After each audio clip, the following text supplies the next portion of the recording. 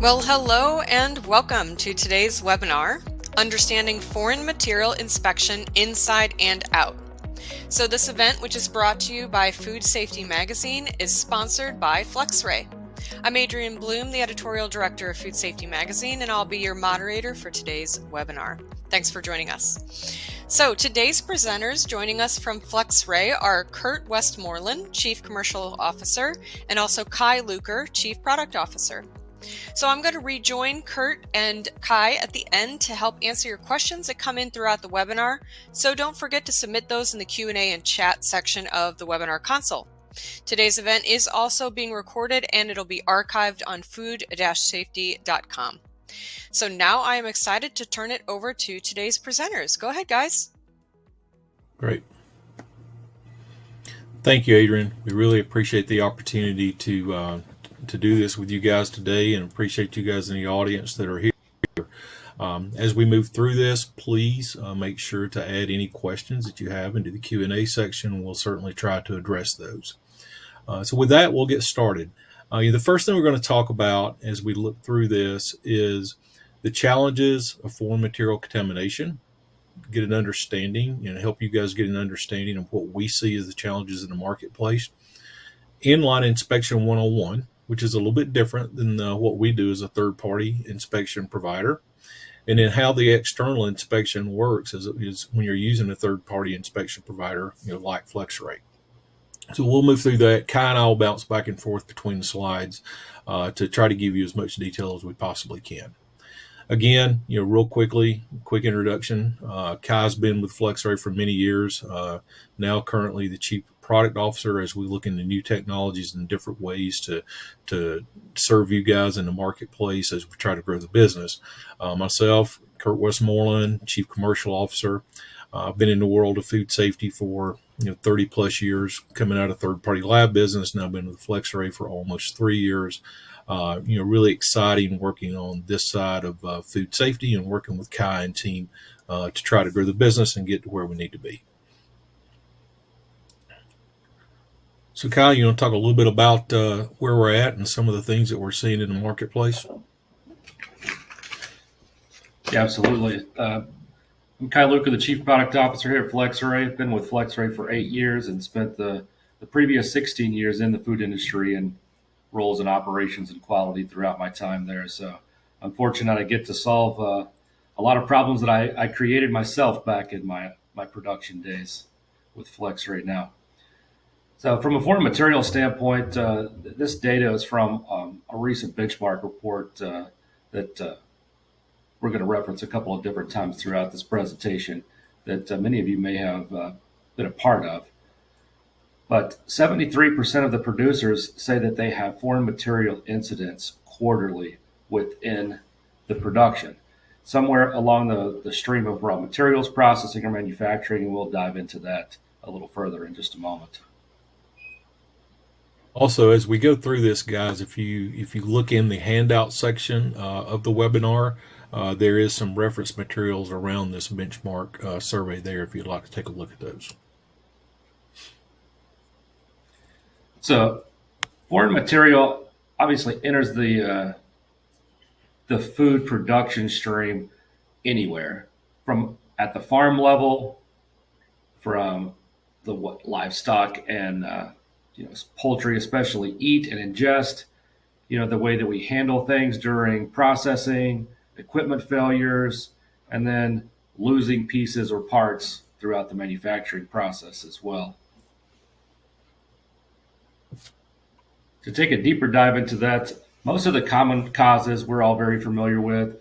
As we do line extensions in a plant setting, we're not sure exactly how the failure rate on that equipment is going to operate, and we don't have a good PM system set up yet in order to handle those potential incidents as they occur. New construction obviously is something that, as we're installing equipment in a plant or installing new walls or lines or partitions in a plant, making sure that we're shielding everything that exists from debris so that we're not creating potential sources for contamination. And then equipment wear and tear is obviously the biggest one. Although premature failure is an issue, at some point in time, a piece of equipment is going to fail. It really is just, part of the way of life as it relates to running heavy equipment and heavy machinery. And then finally, routine maintenance, ensuring that we track tools and parts and that we know exactly how to put everything back together the right way from a post-sanitation standpoint. Yeah, and Kai, as we talk about routine maintenance as well, one of the things that we've seen, in the industry is, when customers are going through and doing routine maintenance, is really doing an evaluation of some of the components that go into the routine maintenance, and just verifying that those components are actually X-ray detectable and can be found should something happen. A really good example of that is, low density rubber gaskets. If those can't be found as part of the routine maintenance process, it's a good idea to look at, gaskets that can be found in the event something happens. Because, unfortunately, at some point in time, something's going to happen in the marketplace.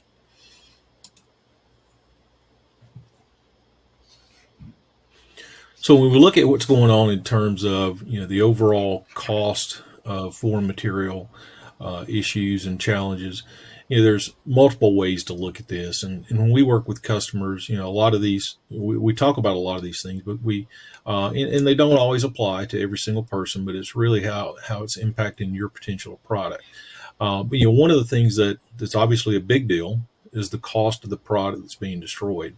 And when you're thinking about the cost of the product, it's not just the product itself, but then you also have to think about the replacement cost of that product, because now you've got to reproduce that, which leads to the thought around inventory constraints. Are you able to meet your supply chain demands and getting the products to the customers that you need? Because if you can't, then it impacts the supplier, or your retailer or your customer relationships that you're trying to provide to. So the goal when you're looking at doing work around foreign material contamination, whether you're doing it internally or using a third party, is keeping product out of the landfill. At the end of the day, you're trying to keep product out of the landfill and keep it in commerce. And as you go through this, you've got to look at the opportunity cost of doing rework, doing it internally, shutting down a line, the cost of the machine, or the lack of production you can use for that machine. Is it a better ROI to send it out and look at a third party? And then obviously the things that we're trying to do is get ahead of the process by doing these type things, whether it's internal or external. The last thing you need is something going on in the marketplace where you've got a foreign material issue which impacts your brand. You obviously don't want these getting out into distribution to your customers, which can lead to recalls or lead to regulatory issues, which certainly nobody wants to deal with. And then obviously, at the worst case scenario, if you get into a situation where you're running into fines associated with that. I'm going to spend a few minutes just taking a deeper dive into the actual technology that's available to food manufacturers. So metal detection and X-ray are the ones that we're most familiar with. Most all of us have that at some point in our production lines. But vision systems can be used in order to support inline inspection as well for foreign material. And with the advent of hyperspectral technology, that's greatly improved. It does have limitations. Obviously, it's only for surface inspection, but it can find things that even traditional X-ray are not able to find. Microwave technology may be the best technology available for any of us to use, but it's also the most limited, unfortunately. Anything that disrupts the microwave signal compared to the base signal of the product itself can trigger. So that could be hair, wood, or rubber. But the thing is, the product must be very homogeneous, and the nutritional aspect of that component must be very consistent as well in order to create a good initial signature for the microwave. And then CT technology is an emerging technology. Essentially, it's the same as an inline X-ray system, but there's a gantry involved, and we're able to get a 360-degree view. We'll take a look at that a little bit further as we're exploring this at FlexXray currently. So just to go over the inline technology a little bit, this is exactly what your inline inspection system looks like. If we just stripped out all of the stainless steel and took an X-ray view of an X-rayer, so to speak. So there's a detector that's underneath the conveyor belt. Essentially, we're passing a beam of photons through the product to the detector. We're evaluating with an algorithm each slice of the product, and then we're creating a detection and rejection standard via that.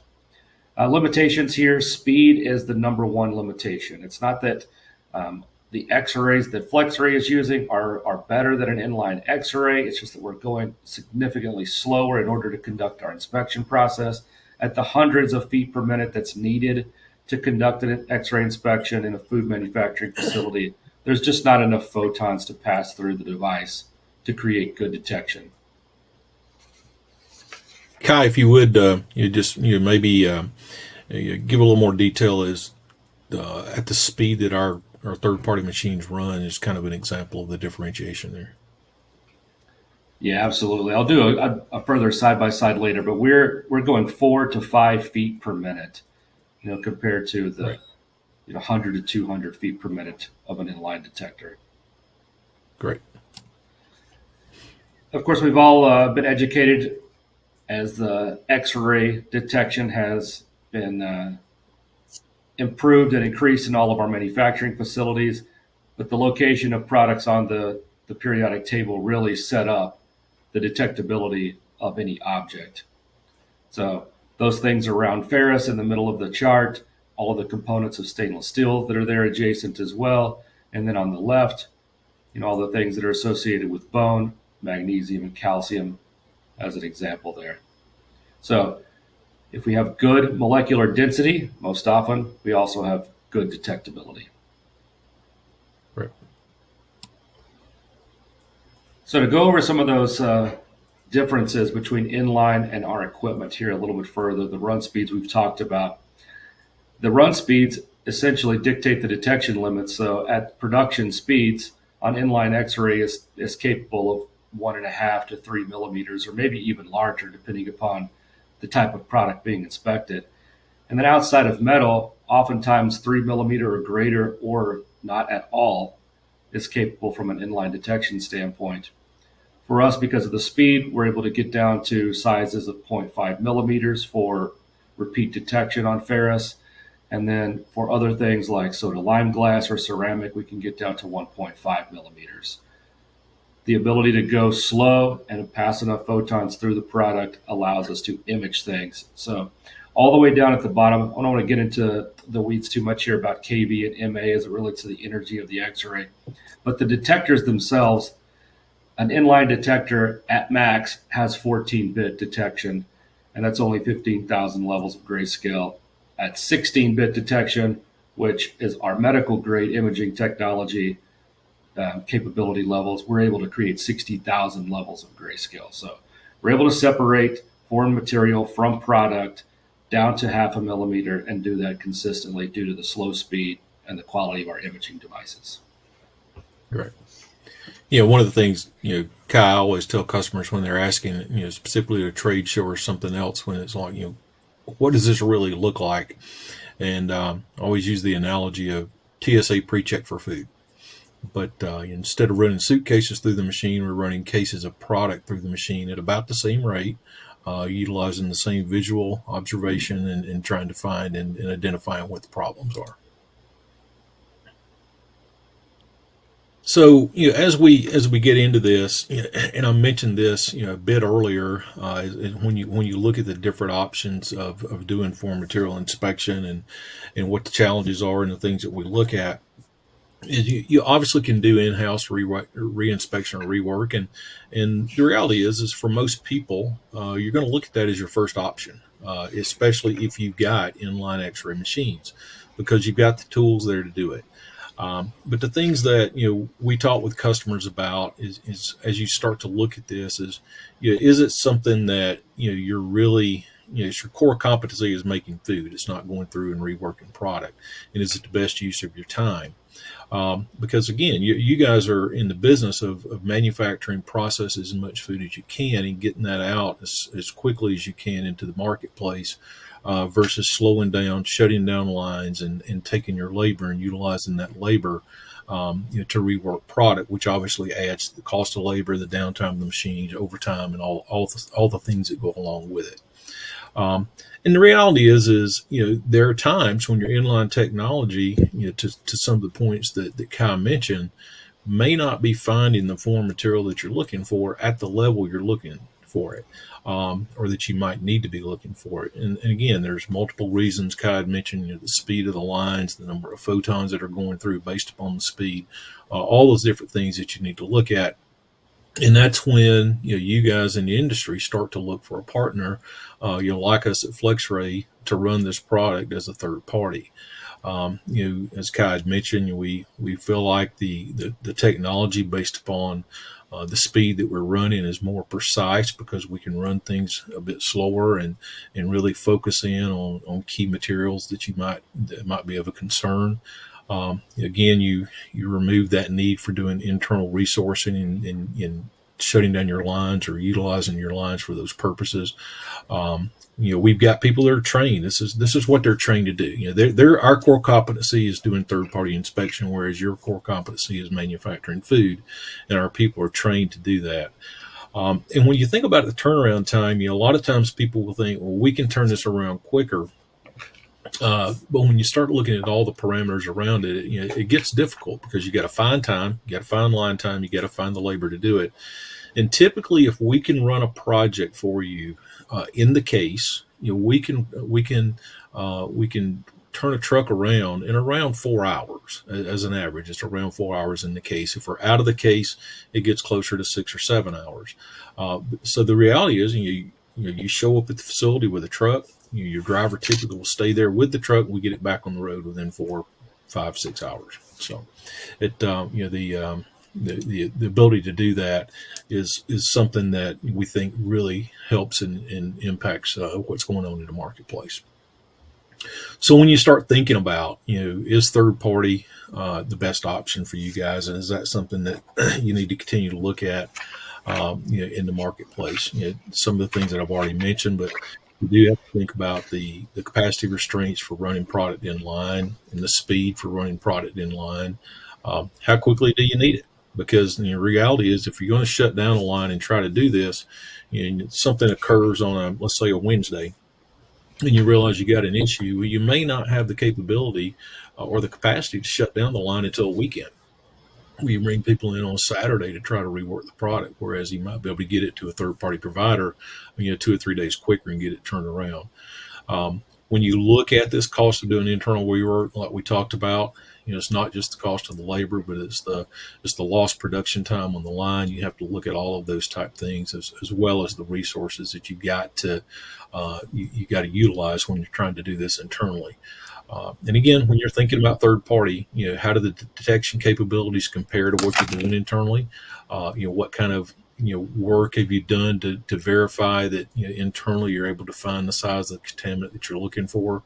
Again, the turnaround time is a big deal, and the reality is when you think about it, the technology that's utilized for third party is designed for doing this. It's designed for finding the smallest contaminant that's out there and keeping product in commerce. The one thing that we like to work with customers on, and I think it's important to consider as you go through this, is really what's going on with the product disposition post inspection. One of the key things that we like to discuss is, if you've got a product or you've got a truckload or multiple truckloads of product that are being inspected, let's just use, we'll say Aurora, Illinois, which is where one of our facilities is. And that product, as it goes back into the marketplace, is going to be distributed, somewhere there in the Midwest or the upper Midwest. Well, rather than you having to bring it back to a warehouse or bring it back to your facility, we'll work with you to make sure as that product leaves our facility, it's going to wherever your distribution center is or your customer in the upper Midwest. So you're able to prevent that back and forth shipping of the product. So as we look at this, let Kai get into the details around this, because he's done this much more than I have. So I'm going to let him talk about what some of the best practices are here.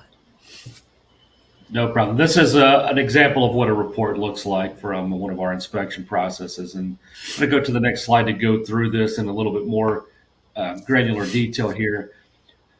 Essentially, we're providing a summary of the manifest, what was on that truck. We treat each individual trailer load for traceability purposes as an individual product, regardless of the overall size of the project. We also conduct detailed temperature monitoring throughout as well. We are taking temperature readings of the first and last case of every pallet produced. And then we're maintaining down to the pallet level the traceability of everything that we inspected and everything that we removed from that pallet during the inspection. At the end of the day, this information is what's critical in order to make good decisions. Where did the incident occur within the bracket or the hold that you've created for this incident? And then we can help to find or pinpoint where that incident actually occurred. Let's target the right location, remove that from the supply chain, get the appropriate things released and out into commerce quickly. All right. So, we've got a couple of case studies or examples here that we'd like to run through with you. I'm going to take the first one, and then Kai will take the second one. It's just some examples of the kind of things that we've done and really what the ROI is. And in this case, we're talking about some cereal bars that were known to have some challenges with stone that were in those. And then what we did is we went through, did the X-ray inspection, and once we did that, the cases that were identified as having a challenge, we went through and did what we call contaminant retrieval. And by contaminant retrieval, we're really talking about we're teasing the potential contaminant out of the impacted cases that we identify to have a challenge. And then what we can do with those is we either will send those back to you directly, and we put those on a piece of paper with some identification information, or a piece of cardboard really, that comes back to you so that you've got it in hand and you can do with it what you want. Do some further evaluation, or we can work directly with one of our sister companies, the certified group, and we can send that group those contaminants directly to those guys to do some additional forensic analysis on it, so you can try to identify specifically where it came from and what might be the source of the particular contaminant. So that's something that we can certainly take a look at. But as you look at this one, really the customer's inline X-ray machine was failing to really get to the level that they needed to and identify and find in stone. And as we started through this, we were able to find this at certain different sizes, and it was stuff that they knew that they were missing internally. And really what they were able to do is they were able to track this issue all the way back to an ingredient supplier they had and work with them. And in the case of this one, we actually did 102 truckloads, so it was obviously a big project. Out of the 102 truckloads, the customer was able to keep about 99.4% of the product in commerce. So, we were only pulling out a very small amount, but, a very small amount when you got stones in your product, it can be a big deal in terms of brand issues. And the product value was over $800,000 that they were able to keep in commerce. The one thing I do want to mention real quickly is, as we do these projects for you guys, one of the things that we do is we don't just unilaterally say, hey, yeah, just send it to us, we can identify it. And Kai's team, Kai's group does what we call testing of the product up front to make sure that we can identify it. So Kai, before you jump into the next case study, I'm going to flip over here. If you will, give them just a brief overview of what that testing process looks like, so that we can tell them what they're looking for. Yeah, absolutely. It's we're conducting a thorough capabilities analysis of the product itself and of the foreign material to ensure that we can create effective repeatability and detection. That's the shortest version. But when it comes to things that are non-standard from a detection standpoint, whether that's aluminum or glass or rubber gasket, we're taking those items and then essentially cutting them down to smaller and smaller sizes until we can no longer image that effectively within the product zone. And at that point in time, we're backing back up to a larger size and then conducting an analysis of repeatability to ensure that we can find that repeatably and offer that solution to the customer. Great. And then lastly here, this more detail on this one. Yep. Well, it looks like there's a small quantity, 237.5 pounds. Doesn't seem like much. But there were over 50 truckloads of this that were inspected, and we were able to find the 237.5 pounds that were affected by metal in this instance here. So Imaging small shavings of metal is extremely difficult as it relates to a dry kibble product. The imaging in and of itself is very difficult. There's a lot of edges to be seen there. And because of our slow speed and the detection equipment that we're using, we're able to image effectively down to, we found pieces as small as 0.3 and 0.4 millimeter shavings throughout this process. But the goal here is to be sure that we get product back into commerce for our customers and we're able to effectively remove the metal from the incident. Okay, great. All right, and we've got about 4.5 minutes left here. A couple of questions that I've seen come through already. Kai, I think you addressed this one, but I don't know if you have anything else to say about it. But it's can you give a little bit more information about how the run speed on our equipment really makes a difference compared to the inline imaging? I think you addressed most of that. Is there anything else you'd like to say there? From the specifics of the question, at what speed do you need to run in order to effectively image? Unfortunately for us as manufacturers, that's a decision that's mostly a financial one. At what speed does the other equipment run? At what speed is the overall, process end to end set to run? And how can we inspect effectively within the constraints of the overall system? And that's where the limiting factor tends to be. It's not where can we set the speed in order to optimize the detection. Obviously, as slow as possible to optimize the detection, but that's not going to help us meet our financial obligations. Okay. And Adrian, I know that there's some additional questions out there. Is there anything else that you've got from the audience? Yeah, great. Thank you so much, Kurt and Kai, and thanks for that great presentation. Just to remind the attendees, you can continue to submit questions during this Q&A session here that we're doing.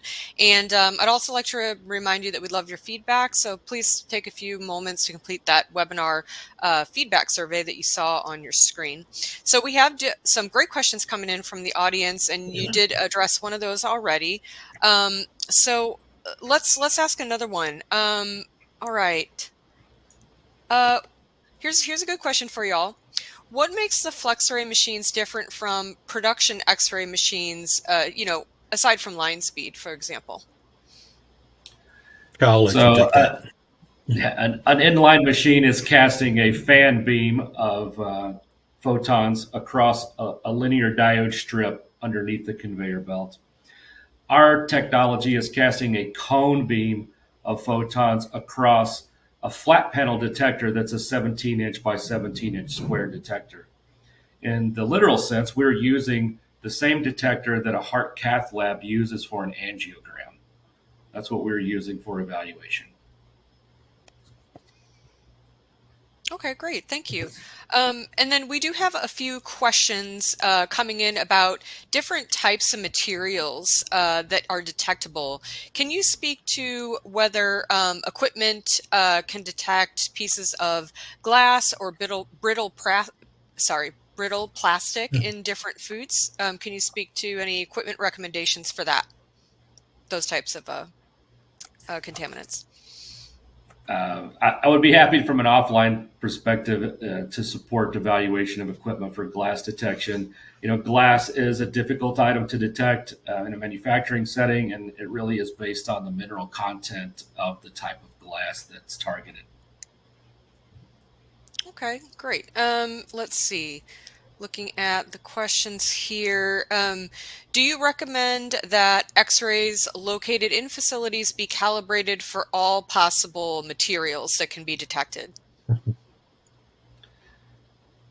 When and where possible, I actually recommend that you target an X-ray based on the aperture size that provides the best detection for the product itself.